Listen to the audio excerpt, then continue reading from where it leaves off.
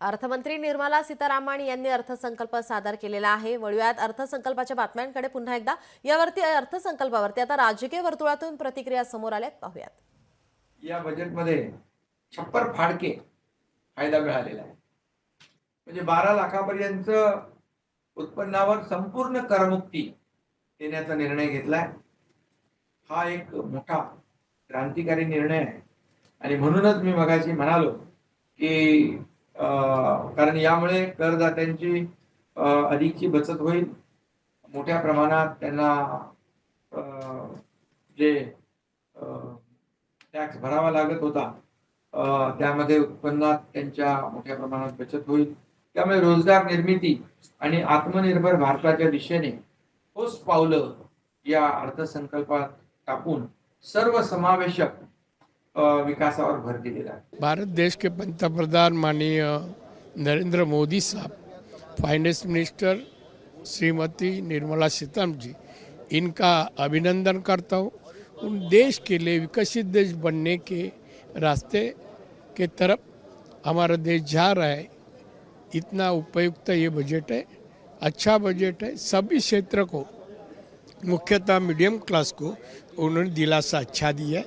मैं दोनों का फिर एक बार अभिनंदन करता हूँ। यामधून अनेक सोयी सवलती या अर्थसंकल्पात दिल्या गेल्या। उद्योग क्षेत्रामध्ये आज MSME असेल, स्टँडअप असेल, स्टार्टअप योजना असेल, किसान क्रेडिट कार्ड असेल, एक सर्व समूहाच्या विकासाला गती देणारा हा अर्थसंकल्प आहे।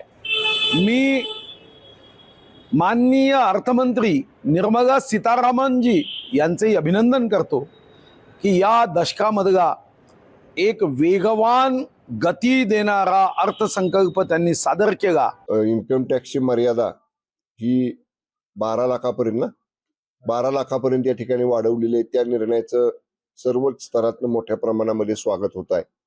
आणि ज्या काही ठळक बाबी मी पाहिल्या त्याच्यामध्ये पर्यटनाला देशातल्या गती देण्यासाठी, चालना देण्यासाठी माननीय वित्तमंत्री महोदयांनी एक ठोस भूमिका ह्या अर्थसंकल्प मांडताना या ठिकाणी घेतलेली आहे। तुमच्या मेडिकल टुरिझमला सुद्धा प्राधान्य या ठिकाणी दिलेलं आहे। ह्या सगळ्या गोष्टी ज्या रिफ्लेक्ट झालेल्या आहेत सेंट्रल बजेटमध्ये, त्या आपल्या राज्यामध्ये कशा मोठ्या प्रमाणात आणता येतील याच्यासाठी माझा प्रयत्न राहील। कुठली निवडणूक समोर नसताना ज्याची टीका केली जाते की लोकांना प्रलोभन, परंतु पंतप्रधान नरेंद्रजी मोदी यांच्या नेतृत्वाखालच्या सरकारने निर्मला सीतारामन यांनी अर्थमंत्री या नात्याने 12 लाखापर्यंतचं उत्पन्न करमुक्त केलेलं आहे।